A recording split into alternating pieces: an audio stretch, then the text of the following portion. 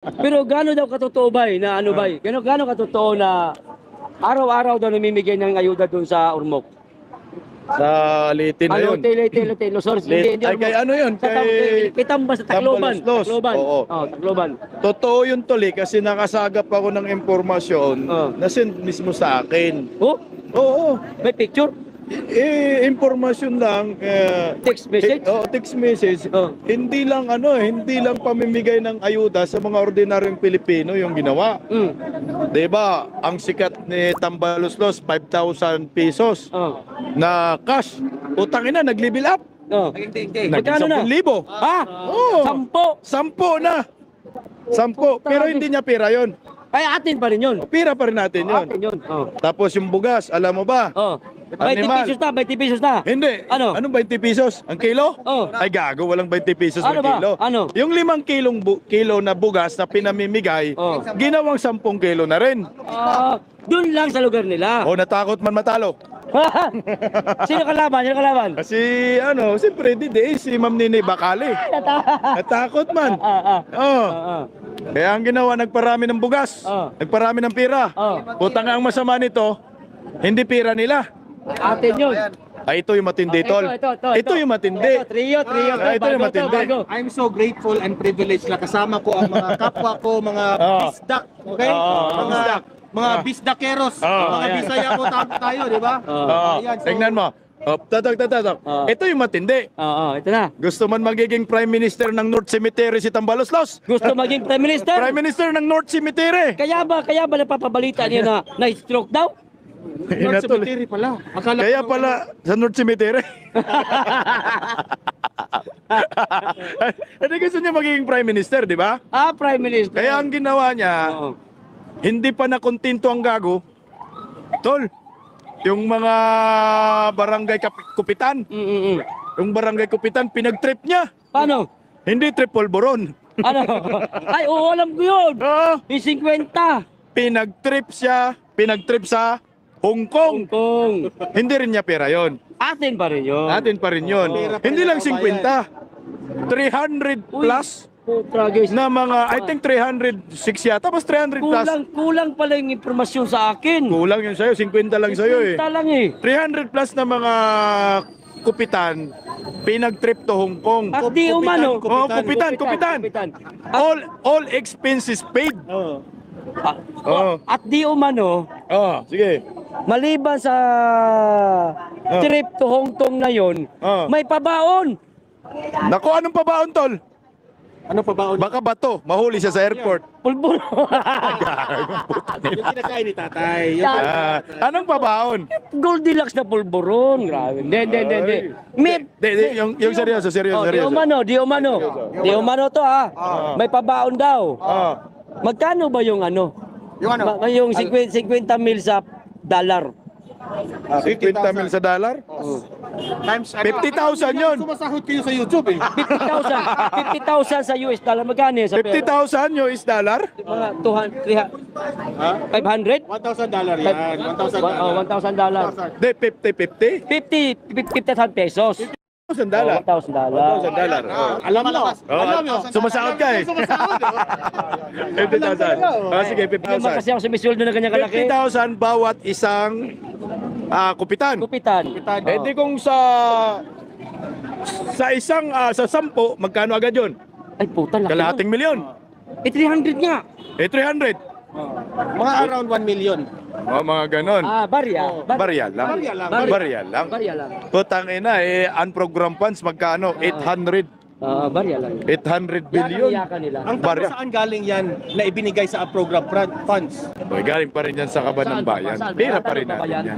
Tanungin niyo si Tuberos, baka alam niya. Monteveros. Di man niya magsasagot, sir. Di man sasagot. Hindi sasagot? Kasi galit man yan sa atin. Hindi kasi marami kasing nagtatanong na love raw ni Hontiveros yung PhilHealth. Oo, tangina no, gumanda siya doon tol eh. Sa PhilHealth. Manda talaga. Ha? Dati dugyot. Ha? Ngayon dugyot pa Ay, rin. minto si Rito Kada yan? Ha? Ikaw yata nagritoke. Hindi naman. Kanina lang. Little baby. Ano masasabi mo na sabi ng NBI, ang mga political vloggers ay dandaan daw tayo sa birada dahil pwede daw tayong kasuhan ng sedition at defamation. Ikaw, saan ba tayo bumibirada? Sa totoo lang, itong mga NBI na ito, you have the right sa inyong mga interpretasyon, freedom of expression.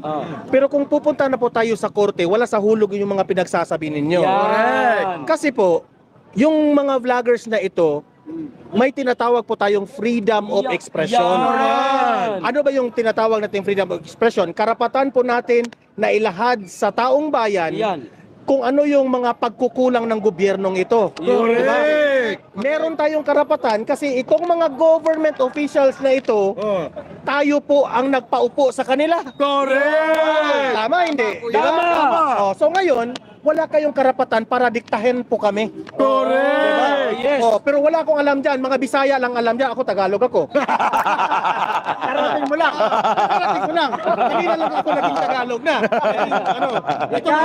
Ito nakalinya itong mga Bisaya dito. Kahapon, Bisaya ka. Ha? Kahapon, Ngayon, Bisaya. Tagalog na. Tagalog na ako. Ayos, Hindi, bakit? Ayos yan. Sakay Pangulong Duterte, tol, hindi man lang naisipan ni Tatay Digong that time sa kanyang panunungkulan, nakakasuhan yung mga bumabati ko sa kanya.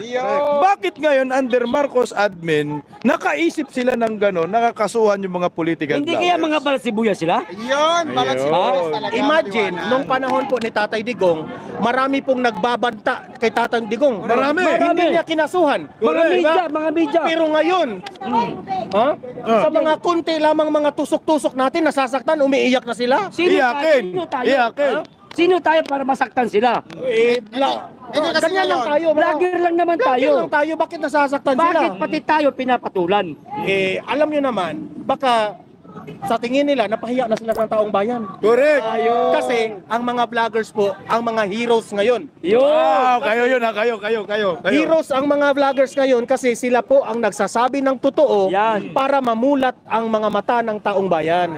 Meron isang kongresista. Ang sabi niya, kayo mga vloggers, galingan nyo pa.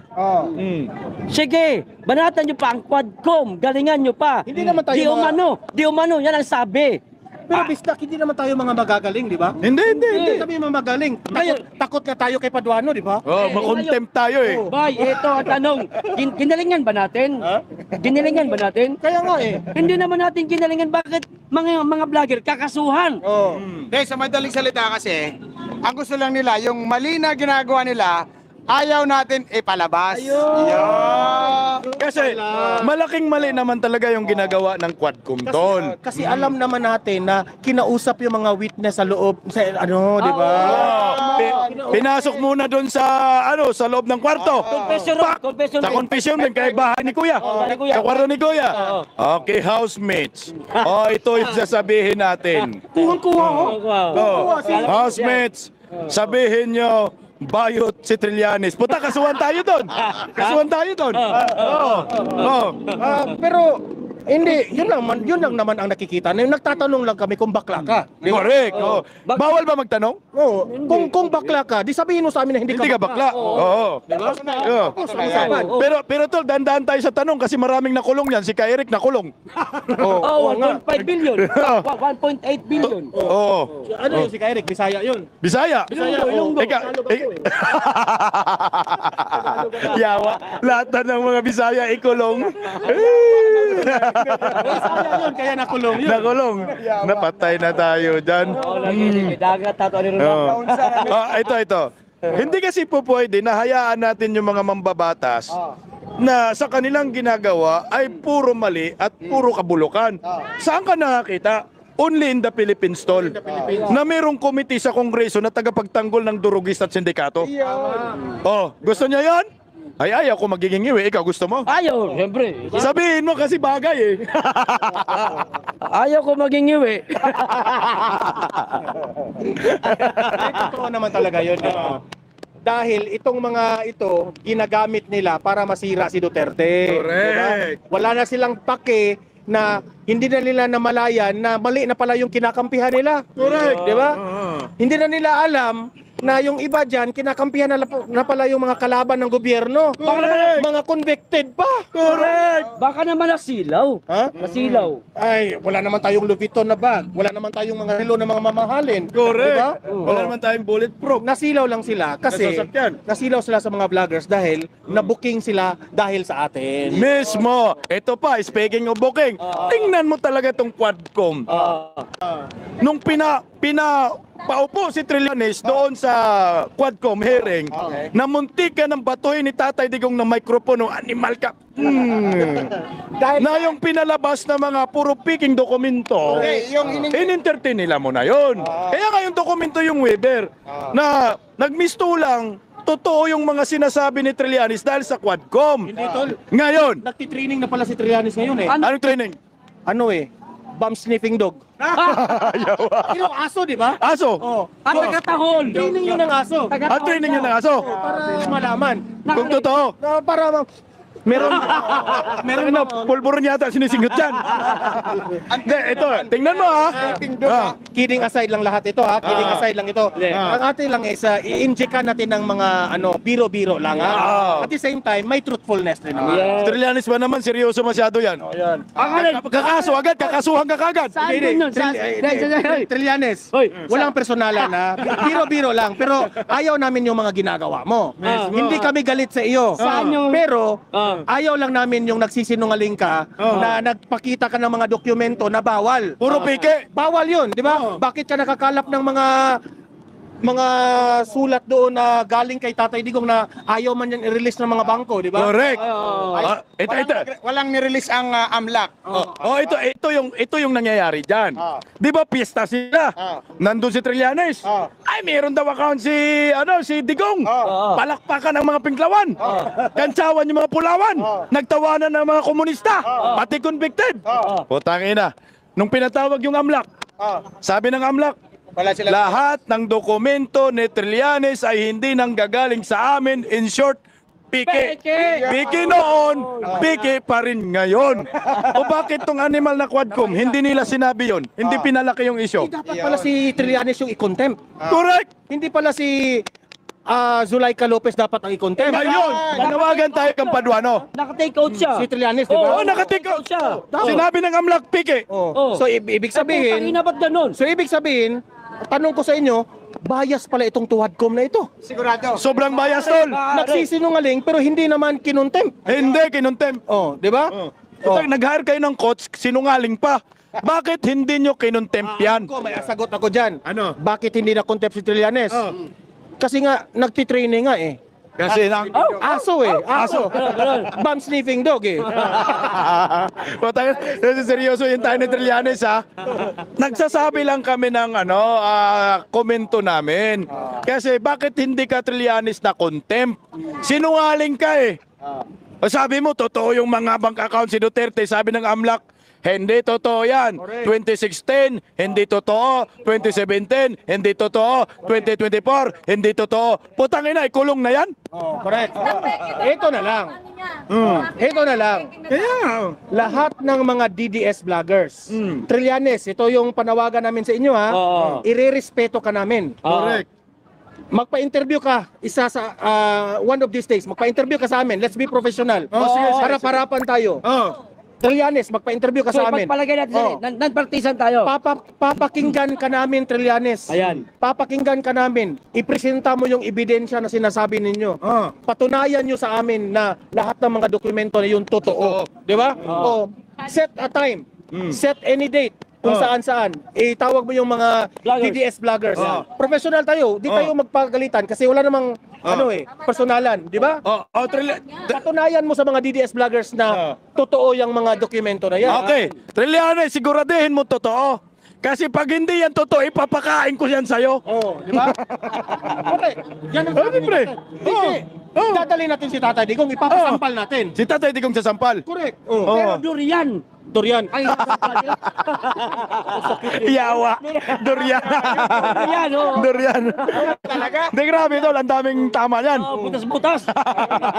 Bisaya, mga Bisaya kasi. Masakit, masakit, Dol, masakit. pwede bang hindi natin sampalin ng durian? Pakainin na lang ng durian tapos painumin ng Coca-Cola? Yan! Oh.